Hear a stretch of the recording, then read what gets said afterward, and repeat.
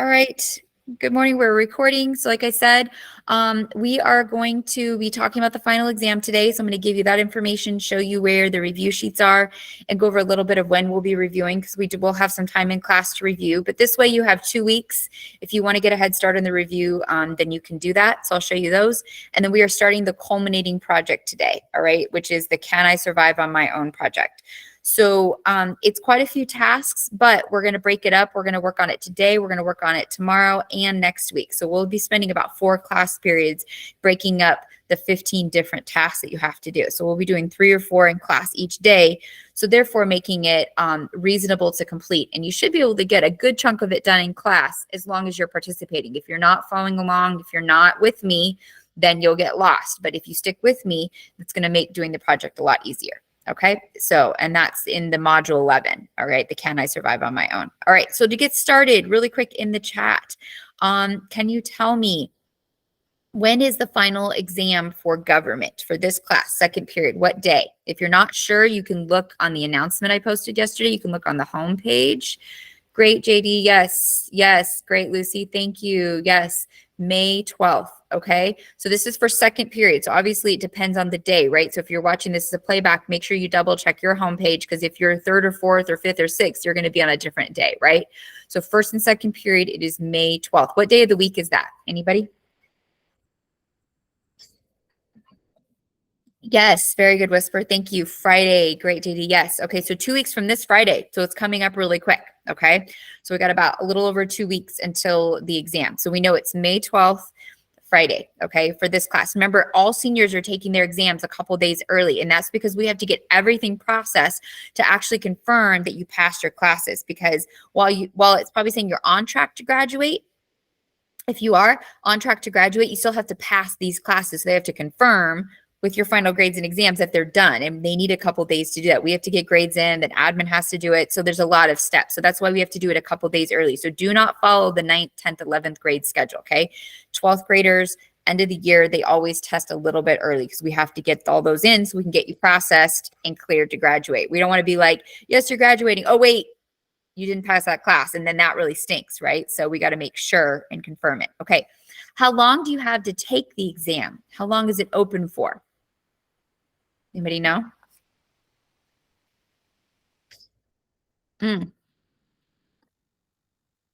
Yes, it's open for 24 hours. So it opens at 12 a.m. and it's open till 11:59 p.m. Okay, so it's open for 24 hours.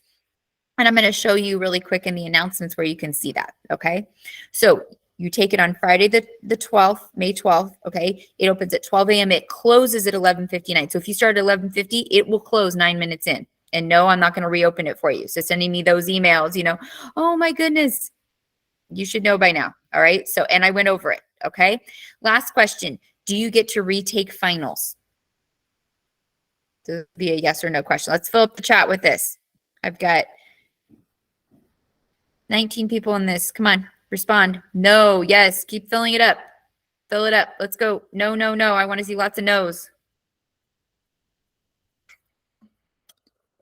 Great. Okay, so no, there are no retakes. Okay, no retakes on finals. So again, if you time out, if you start taking it too late, for whatever reason, there are no retakes. Okay, it is not happening. So wait till you can sit down and you can take it.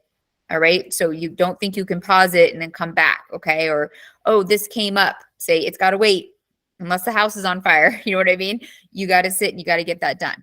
All right, so let me show you in Canvas where you can see this. So if you go into Canvas, go into our course. I just posted yesterday final exam schedule and review material. So tried to do it as laid out as good as possible so you have all this information. Okay, so I've given you 3 different things that you can use to review. All right, so here you go. So there's the final review document. So this is basically, I'll put this in the chat for you. Yes, you are going to have to schedule that. So I'm going to go over that tomorrow. Yes, I will go over that. Yes, you have to schedule that with your counselor. And that's all going to be on Tuesday, the 16th after you finish. So you're supposed to schedule checkouts. So they have like a checkout meeting, and then you have to physically come in and like check in your if you have a Chromebook or any materials from the district, then you physically come in and you turn that stuff in. That's all happening the 16th, 17th, 18th. So yes, that is coming.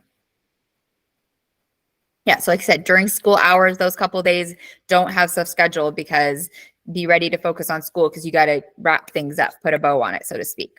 Okay, so really quick, here is your first review document. Okay, so this is your exam review guide. Okay, so it has key vocab from the different lessons. And then I went through some of the multiple choice questions in the test bank and pulled some of those things that you would need to know. Okay, so like that there's interest on loans. How do you get a subsidized federal student loan? When one group is treated differently, what's that called? Civil rights. That's the rights that anyone who is a citizen has. So there's just a lot of different kind of points, and I pulled these, from the test bank. Okay, so this is one thing you can use to review. Okay, does this have everything? No, it has a lot of things though. Okay, it has a lot of things. So for additional, if you really want to deep dive and you want to get more specific into review, you can always go back on the live session page and use any of those module review sheets that I've given you, for let's say module 7 lesson 1 or module 10 lesson 1, those review sheets I made for each lesson quiz. You can always go back and review any of those that you want to. And those are all listed on those live session pages. Okay, so this is a good overview review. Is this have every single thing? No, because it's from a test bank. So there's hundreds of questions, you know what I mean? So it's impossible for me to go through every single thing, but this is a really good like overview of like vocab and points that you would want to make sure that you would know. Okay, that you would, and again, a lot of these I pulled from questions. So I wrote the point based off of a question that I saw so that you would be prepared. So another review tool for you. Okay, going back into the announcement is there's a PowerPoint with multiple choice questions. Okay, and I will put this in the chat for you, okay, as well. So this is a great, like once you've done some review, if you want to go through and you want to kind of test these are some questions from the test bank and from the course ARCs that might be examples of some questions you might see. So just some examples of that. Okay, and it even tells you what lesson they're pulled from. Okay, and there's quite a few slides going all the way, through. And there's even some that are dealing a little bit with EverFi, some of the things that you've learned in EverFi, kind of general concepts that you would want to make sure that you know. Okay, so this will be a great way to review. And then finally, I made a Kahoots. Okay, and this has 25 questions from the test bank. So direct questions from the test bank that you are welcome to do on your own, or we will also do this in class. So we're taking the exam on Friday the 12th, but we're going to review the Wednesday, Thursday. So the 10th and the 11th, we will review. Okay. So so I will use that Kahoots one day. We'll review with that. And then I have another PowerPoint that has some more multiple choice that we'll also review. Okay, but this way you have kind of a good study guide that you can use, and then you have sample questions in a PowerPoint and a Kahoots game to test yourself, and those are actual questions from the test bank that you would likely see on the test. Okay, so there's a couple good things that you can use to review. So the question I've been getting, am I allowed to use notes? Yes, okay, but it has to be paper form. Okay, so what I would do is I would print this semester study guide that I made for you. And if you want to add to it or improve upon it, you're welcome to do that, but it has to be paper notes, okay? It cannot be digital notes. So it's basically just like when you do your quizzes. You can use notes, but it has to be paper notes, okay? It can't be digital. So no cell phone, no iPad, no electronic, okay? And then finally, one more place that you can find all this, okay, is if you go to modules, and you go down to past module 11, and you'll see the final exam tab. Let me scroll all the way down here. Okay, final exam semester 2. So there's a study guide tab, and then there's the semester exam. So the study guide tab is basically the same thing that's in the announcement. So if you, for some reason, aren't looking at the announcement, it's the same thing here. Okay, so it has those documents linked for you. It also reminds you that the 12th, Friday, May 12th is the absolute last day to submit any work that's still open. So anything that's closed, that can't be resubmitted, but things that are still open, that's when everything that's left open for the quarter closes, okay? And then it gives you your other period schedules, you know what I mean? So 1 and 2 are on Friday, 3 and 4 are on the 15th, and then 5 and 6, they're on the 16th. Okay, so if you click on the next one, your exam is not open yet. It won't until the day of, and it'll be open those 24 hours. But there are 55 questions, and you get 120 minutes. You get 2 hours. Okay, and it has to be in by 11:59. So that means submitted, not started, but submitted. Good morning, Ms. Carter. All right, so any questions on the final exam before I move on? Any questions on the final exam? So to recap, it is May 12th, Friday, right? You have 24 hours to take it. Has to be submitted, done by 11:59. No retakes. Okay, and it's 55 questions in 120 minutes. And again, all that review material. So Ms. Carter, so you know, all that review material is posted in the announcement, and there's a tab next to the semester exam where they can get a study guide, PowerPoint, and a Kahoots. We're going to do 2 days of review in class, but that way that, you know, they've got over 2 weeks of those materials provided to them. Okay, great. Thank you. Yes. Okay. Let's move on then. All right. So for today, we are going to be starting and working on the final culminating project. Can I survive on my own? Is that possible? All right. And it's okay if the answer is no. You know, this is the transition of life where it's about getting a job or continuing to go to school, figuring out what is next, you know, and sometimes it's a combination thereof. Maybe you work a little bit, you go to school. Sometimes you do one or the other. Sometimes you do both. I worked and went to school. I worked part-time. So it's about kind of bringing all these elements together and what does it actually take to live on your own? Okay, so we are going to be doing the Can I Survive project, and this is in module 11. And we're going to work on the first 3 tasks today, okay? So let's go over into Canvas. Go to modules. And again, if you don't have Canvas open yet, please go ahead and get that open.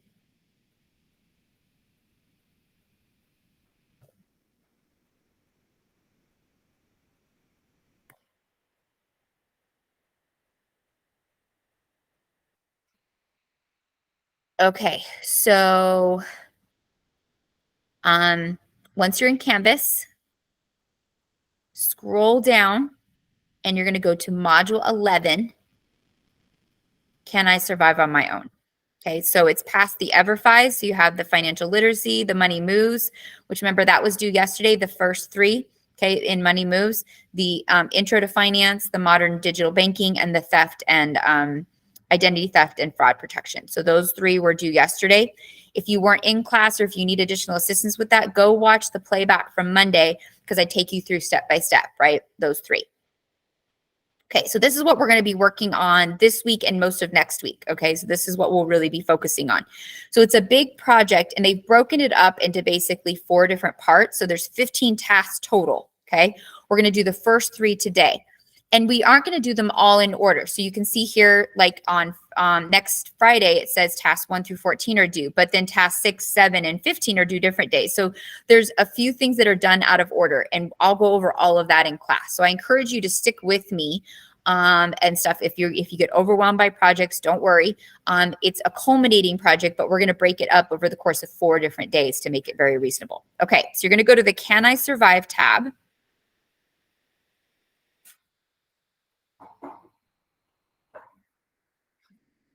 So here it's going to talk about it. All right. And this is all just about kind of looking at different aspects of living on your own, the financial side, the work side, filling out forms, affording things, buying things, you know, what does it really take? Because it can be overwhelming. Okay. So some of the questions that we're going to be answering or considering as you go through this. And again, these could be things you are facing right now. You are looking at moving out. So these are very real to you. Or maybe you're going to stay at home for a while, or maybe you're going away to school. So maybe not all these questions apply to you, but they're still really good because at some point you will have to address these. Okay. What needs are most important to me? What wants are most important to me? Remember, Economics 101, my wants and needs exceed what I actually can fulfill. There is not enough money. There is not enough resources to meet all my wants and needs. So I have to give some things up. I have to prioritize. What kind of apartment would be good for me? How much money do I need to budget for food, housing, utilities? Have you filled out a W-4? What does it mean to fill out an application, an apartment application? Why is a savings account important? Okay. So the scenario we're going to look at is, congratulations, you are an adult now. You've gotten a job that pays $1,200 every 2 weeks. That's a total of $2,400 a month with about $1,500 in savings. You got a little bit of money in savings, and then you're making $2,400 a month. You are now ready to move out on your own or with a pretend roommate. In most cases, it would be a roommate. Okay. To live on your own, you're going to need a lot more than $2,400 a month if you don't want a roommate. So just saying. Okay. So through these tasks that we're going to go through, we're going to look at different aspects of things that you want to consider, that you want to think about, and stuff when analyzing what does it really take to live on my own or live with somebody, but outside of my parent or guardian's house, paying for myself. Okay. Before we do that, this basically is a scenario where you are making $15 an hour. Okay. So $1,200 every 2 weeks, that's $600 a week. That's $15 an hour. Okay. And stuff. So there's a lot of entry level jobs. Think about like maybe Target, maybe some fast food, things where you can get, roughly give or take $15 an hour. So that's kind of where we're coming with this figure. Okay. So first thing I need you to do is on this page, go ahead and open up the worksheet. So click on the worksheet. Okay. Make a copy. Once it's open, then you're going to need to rename it, save it to your Google Drive, and make it shareable. Okay, so remember, by make it shareable, anyone with the link. So rename it, save it, and make it shareable. So I'll give you a minute to do that. And give me any emoji to let me know that you are ready once you have that done.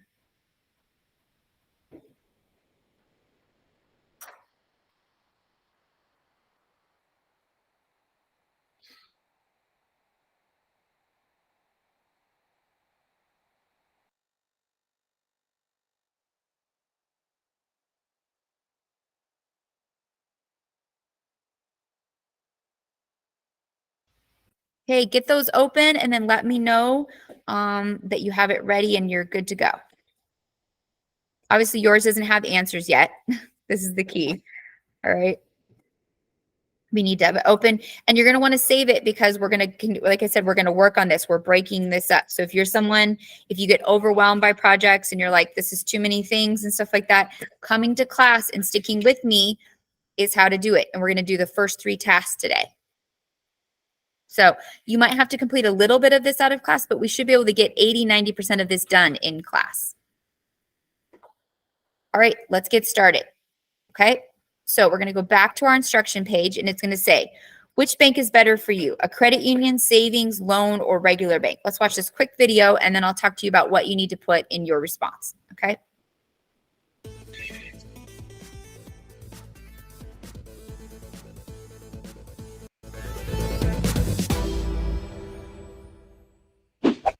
When it comes to opening up a new bank account, you have 2 choices on where to do it, either at a bank or a credit union. But what's the difference? Well, it boils down to 3 simple O's: ownership, objective, and operation.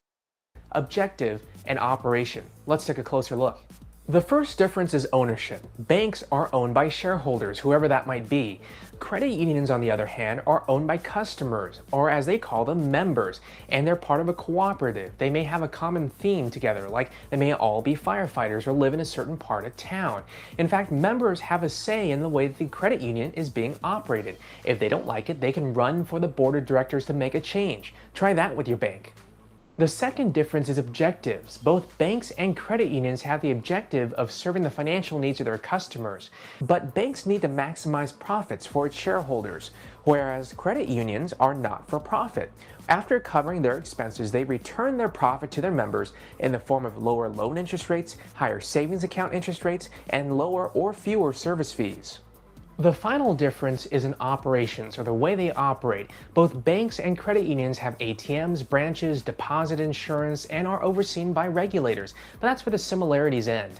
Banks oftentimes try to sell themselves as a convenient one-stop shop. They want to take care of your entire financial life in-house. On the other hand, credit unions try to compete on service. They're oftentimes smaller and locally controlled, so there's more opportunity to build a relationship. And that's important when it comes time for a loan.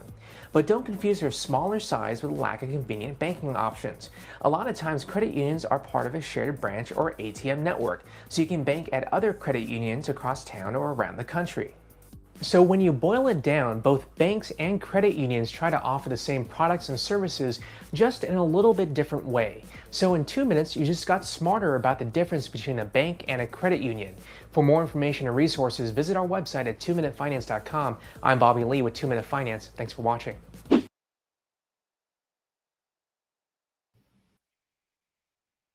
Okay, so that was a good quick overview of the difference between a credit union and a bank. Okay, so some of the reasons that you might go to a credit union or some reasons you might go to a bank. So looking at our worksheet, okay, it says for task 1, which bank is better for you, a credit union, saving and loan, or a regular bank? Write 1 paragraph explanation, okay?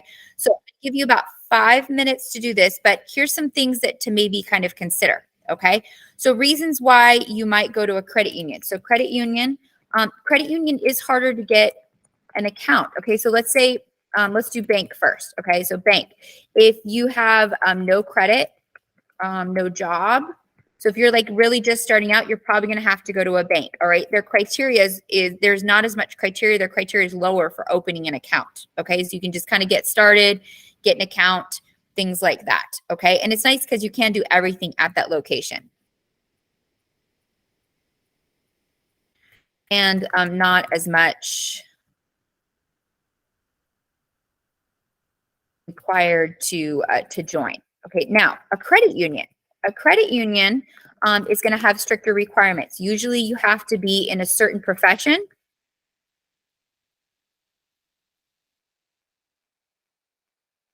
or be related to someone.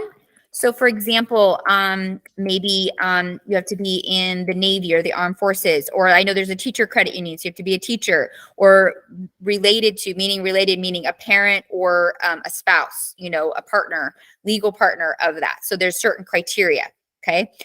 They are better for loans. So let's say you were gonna need to buy a car soon or something like that, you get better rates for loans, but there is higher criteria. So what I mean by that is that it's harder to qualify. Sorry, today criteria. Okay, so it's higher criteria. So you're going to have a job for a longer period of time, or a higher credit score, or things like that to get the better terms. So it's harder to join a credit union, and it's harder to qualify for their loans to get those. But they can be an advantage. Versus at a bank, if you're just starting out, you don't have a job, or you're just getting a job and things like that, and you haven't built credit yet, you haven't built some history and things like that, you don't maybe need a loan yet, then maybe a bank might be a good choice for you. Okay, so 4 or 5 sentences. Which one would most likely meet your needs right now? So I'm going to give about 4 or 5 minutes to do that, and then we'll move on to task 2. Any questions? You can also ask questions while people are working. Start working. Okay, we're doing task 1, and you're doing 4 or 5 sentences. I'm not just giving you the answers this time. So a credit union is where, if you look at like kind of my notes, where you have to be, there's certain criteria to join. So often you have to be in a certain profession or related to someone in that profession. So let's say, for instance, one of your parents was in the Armed Forces, the Navy, let's just say, okay, then you would qualify to join the Navy Federal Credit Union. Okay, so that would be a big thing. But if you don't work in a certain profession, or if you aren't related to someone in that profession, it's going to be hard. Credit unions also have higher criteria for getting loans or accounts, but they tend to be better loans and accounts. So by that, I mean, like if I'm going to get a car loan, I could probably get a lower interest rate at a credit union than a bank. So maybe I could get, let's say, 2% at a credit union, where maybe at the bank it might be 5%, you know, but it's harder for me to do that. So credit unions have a lot of positives, but they are harder criteria to meet. Banks are easier to join. So you don't have to have a job. You don't need to have credit history. You could even have bad credit history. So there's less qualification. Anyone can get an account. There's less qualification. There's less criteria. So if you're just starting out, and especially if you're not working yet, then a bank is probably going to be the more realistic, and maybe eventually you move to a credit union or try to get in a credit union. Because just because I want something doesn't always mean it's an option. Does that make sense? So which is better for you at this stage of life? Okay. Yep. So take a couple more minutes, writing 4 or 5 sentences. about your stage of life, what's probably going to work. Are you working? Is someone in your family a teacher, law enforcement, or part of? I know a lot of military branches have them, or maybe some other specific fields. Maybe one of your parents is a part of a credit union. So usually, if a parent is part of a credit union, you can get in. So maybe you're lucky. You're like, I don't have a job, but I have this connection. So this answer will vary depending on your circumstances.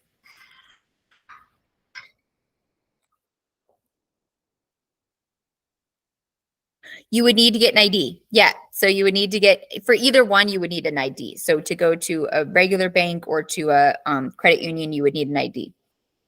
So assuming you have an ID, this is all kind of hypothetical, but obviously that's something you'll want to do, here soon, is try to get an ID so that you can do these things. Yeah.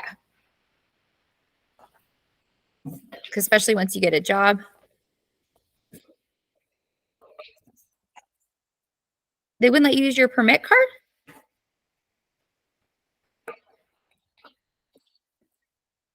That's surprising to me. Because normally like a permit or driver's license can be used as an ID. Like at a bank, they wouldn't let you open an account.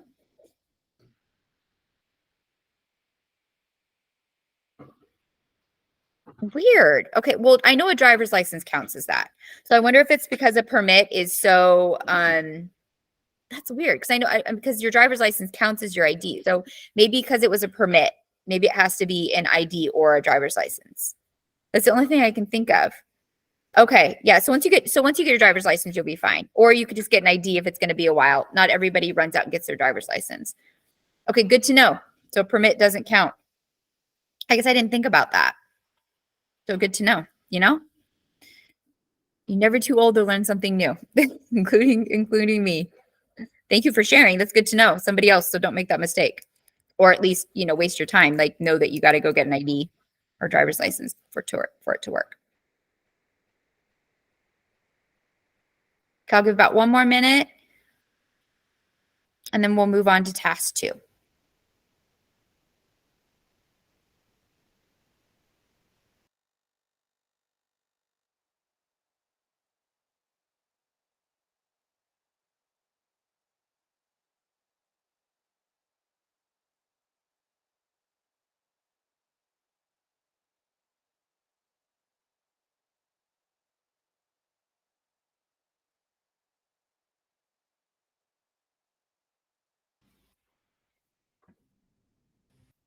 Okay, how are we doing? Do we need more time? Are we done? Why don't you give me a thumbs up if you're good, thumbs down if you need more time. Doesn't have to be super long, just a couple sentences. What would you lean toward? Would you lean toward probably getting a bank? Yeah, so that's it. Yeah, so that's a good point, Whisper. So like I've had an account since I was born, but it was my dad's name was on it, right? And then when I was 18, I removed his name. Yeah, so you can get like a co-account. Yeah, that's true. You can get a co-account, I believe, without an ID because your parent has the ID or has the, thing. So I believe, really young, like I said, they opened one when I was super young and put my name on it and stuff. But to get it in your own name, yeah, you would need to have the ID or the driver's license. But yeah, that's good. If you aren't 18 yet and stuff, or getting an ID is going to take a little bit, you could always go open one if a parent is willing to go with you and use their ID because then they're on the account. There just has to be some verification of identity, who are we? Yeah. They made you bring yours? Okay, so maybe, was it a certain kind of account? Was it like a checking or like a debit account? Or was it a savings account, Whisper? Do you remember what kind of account it was? So I'm wondering if it was because it was maybe a debit. Okay, so that would be why. That makes sense because you're using a card like a credit card, right? Like a withdrawal. So for a savings account, I don't believe you need that. But yes, for a checking, so to actually like pay money out of the account and stuff, yeah. So that makes sense. So a little bit more criteria. You can always call the bank. So call them if you're going down and you're good, so you don't waste your time. If you have a question about if you're going to do something really specific or something like that. Yeah, just call and so because it sounds like you guys are in this weird phase where it's like kids, but adults. And so kind of what is the criteria, maybe what kind of account, maybe some of the loopholes or ways to do that, or the type of account. Savings account is really easy, much easier to open. A checking account is definitely a higher criteria. You have to have an ID and stuff like that. And if you have a history of overdraft and withdrawing, they might not approve you for that. So again, there's more responsibility that comes with different kinds of accounts. You can get a joint account. You can get a joint account really at any time. Like a joint account just means two people on it. But if you're under 18 and have a checking account, it has to be joint. Does that make sense? Once you're an adult, you can get it in your own name as long as you have the right ID and stuff like that, or independently. So me and my husband, we have joint accounts. So we're both of our names. So joint account just means that more than one person's on the account. So it's not uncommon once you have a partner, right, that you would have a joint account. So like my husband and I are both on our checking account. So he can use a debit card and I can use a debit card. But when you're under 18, because that's a big responsibility, it's considered adult responsibility. They want a parent on there to be responsible. So that's why. But there's no reason, if you're 18, there's no reason not to get your own account. Like, why not get your own account? You know what I mean? It's a good thing. It's not a bad thing to have your own account. Like, it's a good thing. Okay. How are we doing? Are we ready? Go to task 2. Yes, debit, credit, and stuff, but always making sure you're right, you're tracking the money, because if you overdraft, then that can really hurt you. Okay, let's go to task 2. Task 2 is filling out a W-4 form. So if any of you have, when I say real jobs, if you work for the family business and they pay you cash under the table, that doesn't mean you're not working, but I mean like getting a paycheck, then you fill out a W-4. So when I say real job, I just mean like babysitting. Usually you're not filling out a W-4, they're just paying you cash or Venmoing you, right? So when you get your first real job, quote unquote, for a business or corporation, something outside the family, right, where you're getting that paycheck and taxes, you're going to fill out what's called a W-4. So let's look at what the W-4 is, and then I'll walk you through kind of how to do this, okay? Hey there, let's talk about how to fill out your W-4 form correctly. If there's even one error, you'll have to submit a new one. So here are some helpful tips so that doesn't have to happen. Okay, so W-4s exist as your way of telling the government the right amount of taxes to keep from your paycheck. Everyone's got to fill one out when they start a new job or when a major life event like getting married happens. In your case, you're probably frequently starting a new assignment with Arias Medical. You'll fill one out for your first assignment, and then only if your permanent address changes or you want to change your allowances. More on that in a bit. Let's look at the form. The personal allowances worksheet is this section right here. Only fill it out if it'll help you calculate the number of allowances you're going to claim. Otherwise, just leave it blank. This is the only part of the form you must fill out. And it's really not that daunting. Come on, I'll show you.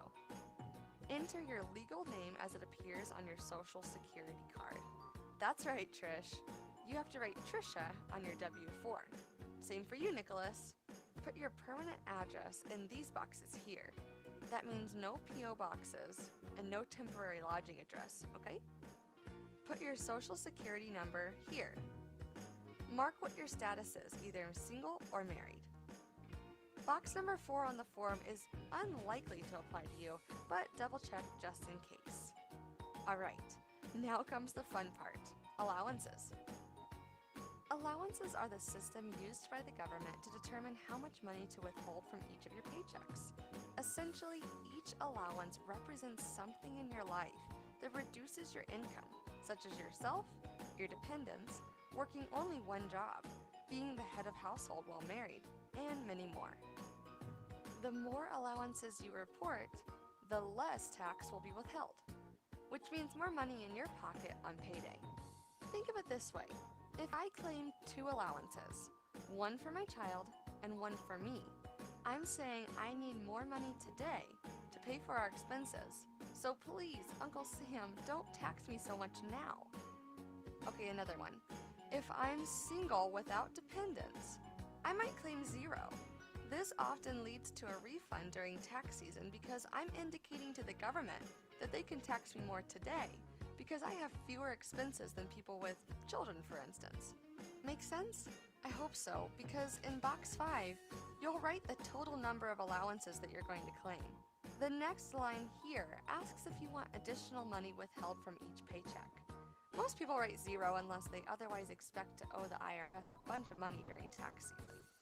The only thing that should ever be written in box 7 is exempt, but most people just leave it blank. It's very rare that someone is completely exempt from having to pay any taxes on their income. Think being single and earning about $10,000 total in a year. But if you think you might be, please do further research to confirm this and ensure that lines 5 and 6 are left blank. After all, you can't claim an allowance and be exempt. Finally, sign and date your W-4 and leave lines 8, 9, and 10 blank. And just like that, you're ready to submit your form. Talk to your Arias Medical Staffing Coordinator if you have any additional questions.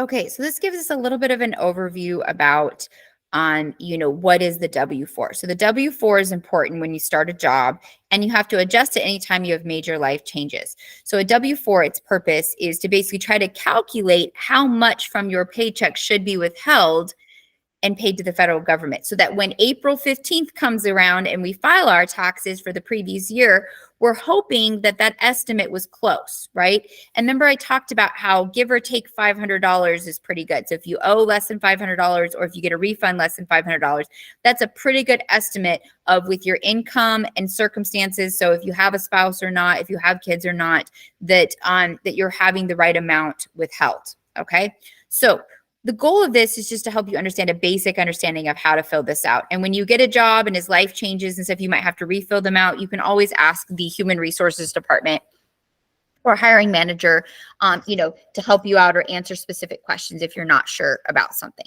Okay, so let's do this. All right, so there's two options of what you're going to do. All right, so if you look at the key, you're going to fill it out and then you're going to put a screenshot of it you're going to insert it in this task 2 box. Okay. So the one that I'm going to share with you that's super helpful is, see, that's the PDF. It's not the link I wanted. Okay. Just a minute. Wrong link. I want this link. All right.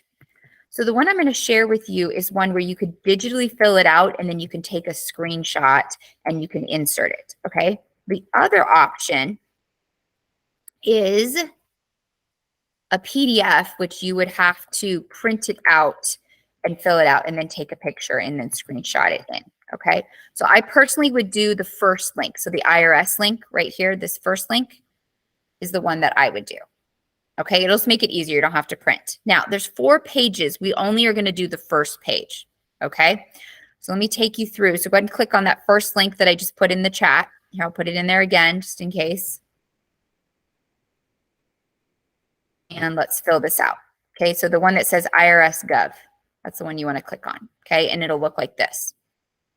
So once you open it, okay, you're going to be able to type in your information. Okay, so you have to put your legal name. So for this assignment, use your legal name. So it's whatever is on your official documents, your birth certificate, your ID. You cannot use nicknames. You can't use, well, this is my name, but I go by this, unless it has to be what's on your legal documents. Okay, it has to be what's on your legal documents. All right, so I'm going to put my legal name, Christina, middle initial E. Okay, last name Hall. Okay, don't put your social security number. All right, no. All right, you will when you fill this out, but I don't want it. Okay, so keep your information private, right? We don't want to put that on there. We're not trying to, nobody's trying to steal your identity. Okay, so normally you would put your social security number, but do not put it in there. Okay, because I don't want it. All right, I don't want it. Okay, then you're going to put in your address. Now it has to be your physical address. It can't be a PO box. It can't be your friend's address. It has to be where you physically live. Okay, so. Okay, so you put in your physical address.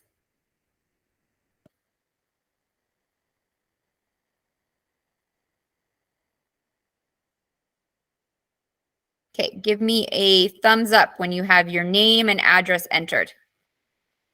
No social security number. Do this with me. If you're doing something else, Like, again, you are mismanaging your time. Okay, now we're going to go into part C down here, and you have to identify if you are single or married, filing separately, married, filing jointly, or head of household. Okay, you are most likely going to be single. All right, I am married, filed jointly. Okay, but you are probably going to click single. So you're probably not, when I say single, that doesn't mean a partner, that means legal partner. Okay, so in order to be considered married, filing jointly, you have to be legally married. Okay, so that it's not just if you're living with your partner, that's not the same. Okay, so you would click single, meaning that you are not legally bound to somebody. Head of household means that you are the head of your household and you support everybody in there. Yeah, you can just put NA for Social Security. Yeah, just no or NA or just leave it blank. Doesn't matter. I don't want your Social Security number. Yeah, so leave it blank. NA, I don't care. No, you can't have it, Ms. Hall. You're not stealing my identity, Ms. Hall. Whatever you want to put. Okay. Now in part C, you're going to click single.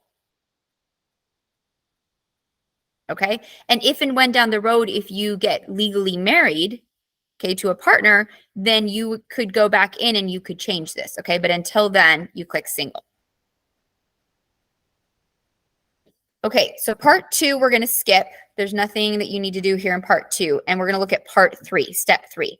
Okay. And this is where you calculate dependents. Now, for majority of you, this will be really easy. It'll be 0 and 0. Okay. But there's might be a few exceptions. So if you look, it says if your total income will be $200,000 or less, then you can basically put in dependents. Okay.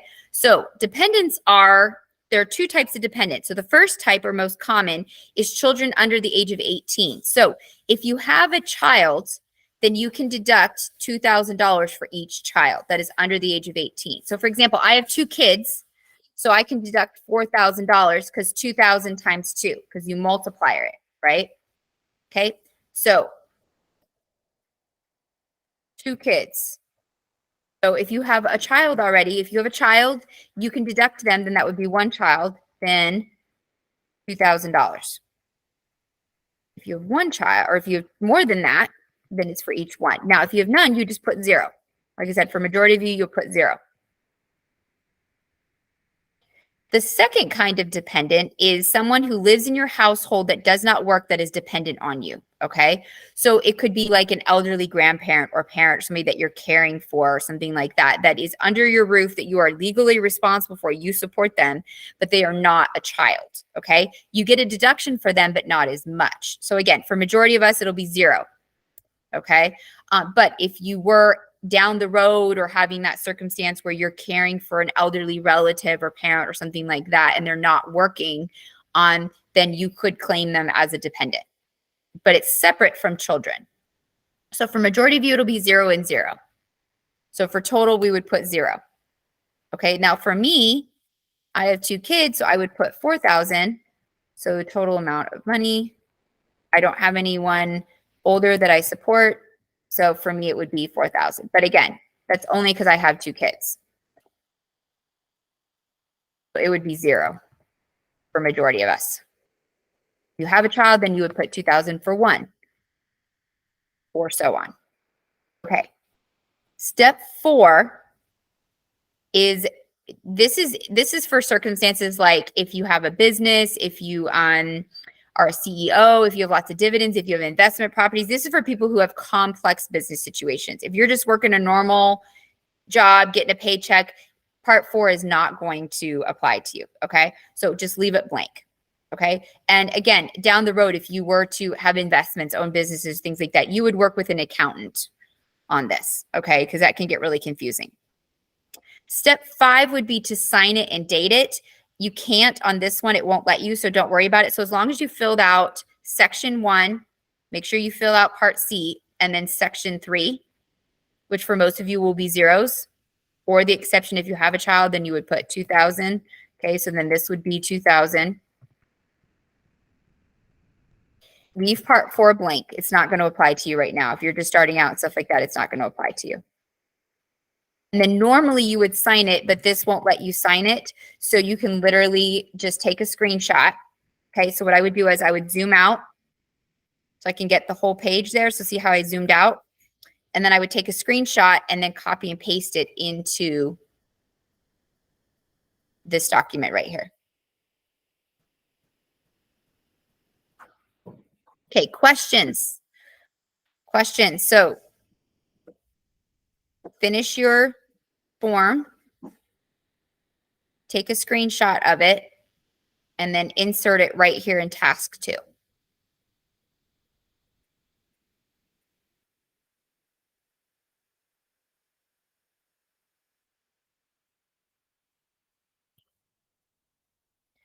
And again, you only need to fill out step 1 and step 3. Don't worry about step 4. It's going to be zeros for you. And this one won't let you sign it. So when you go into a business, you would sign it. Okay. So obviously you're not signing it today because it won't let you on the electronic, and that's okay. So as long as you have step 1 and step 3 filled out, I will give you credit. All right. And then screenshot it and put it in the task right here.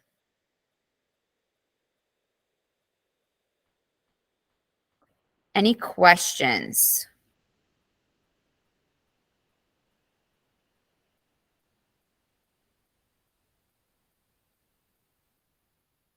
How are we doing? We're good?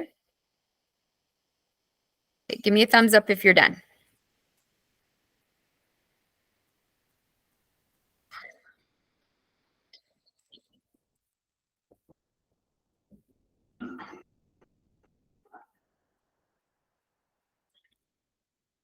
Okay, awesome.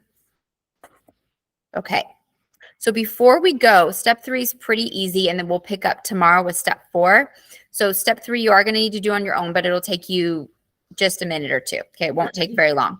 So step 3, what it's asking you to do, if you scroll down, it says, list 5 things your parents or guardian will let you take in addition to your bedroom stuff. So let's assume that when you move out, you're allowed to take your bed and your dresser, you know, whatever you have in your room. Some of you have more things in your room, not enough. But let's say that let's just assume you're allowed to take your bed and your personal items, okay, your clothes and you know, your bathroom stuff, you know, like, you know, and stuff like that. Okay, so you're allowed to take that.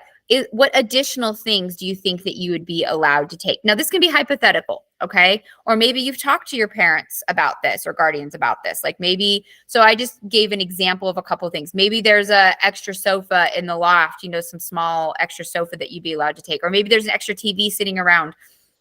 You know, we use this TV, but we don't use the one in this spare room or something like that. Maybe they allow you to take a TV. Maybe, you know, your mom has some old pots and pans. Yeah, you can take a picture on your phone and do it that way if you can't do a screenshot. Yeah, either way, just submitting it in there so that I get a picture of it. Yes, you could do a picture on your phone. Good question, JD. So maybe extra pots and pans. I know when I moved out, my mom let me take her old pots and pans, and it was an excuse for her to go buy new ones. So maybe there's old pots and pans sitting around, or old dishes or something like that. Maybe some food sitting around. It could be other things, maybe towels, cleaning supplies. Maybe there's an old car that they're letting you use and you can take. Maybe there's a lamp. Like, so it could be anything as small or as big as you could think of. Okay. And believe me, everything matters because it's expensive when you move out. They add up really quick. So 5 things outside of the bedroom furniture that maybe your parents would let you take, okay, or your guardian would let you have to kind of get started. Maybe a side chair, maybe a dining table. I don't know. Like maybe you have extra stuff sitting around. Maybe you don't, you know. So, you know, so think of maybe 5 things. Maybe it's just some towels, cleaning supplies. Hey, that matters. You know, it all adds up. Okay. So you're going to list 5 things in task 3. So you're going to do that part on your own. Tomorrow, we're going to start task 4. So you want to have task 1 through 3 done for tomorrow. So all you need to do is just do those 5 things, which honestly will take you 5 minutes, come up with something. Okay. Or have a quick conversation like, hey, what would you hypothetically let me take? They'll be like, huh? Like they're trying to prepare me for life. Okay. Trying to prepare you for life. Okay. So we went over tasks 1 through 3. We spent some time on that W4s to make sure you get that done. Tasks 1 through 3, make sure that those are done, okay? Because we're going to keep building on this, and this will be due next week, all right? Remember, Money Moves was due yesterday. That was the first 3 assignments in Money Moves. Those are listed in Module 11. If you need assistance with that, you can go back and you can watch the recording from Monday because I go over that step by step by step, okay? And if you got a grade notice from me yesterday, go see the list in Canvas, the Canvas announcement. I have all those assignments that are still open that you can go back and see what you're missing and submit those, all right? Because now is the time. We are down to two 2 weeks and 2 days to get in assignments. All right. So it really is pressing if you are in that D or F range. You want to make sure you get your grade up. Okay. Have a wonderful day. I will see you tomorrow and we'll continue to work on this project. All right. I know it's a big project, but again, we're going to do it step by step. And if you come to class, I'm here to help you. All right. Have a great day. Thank you.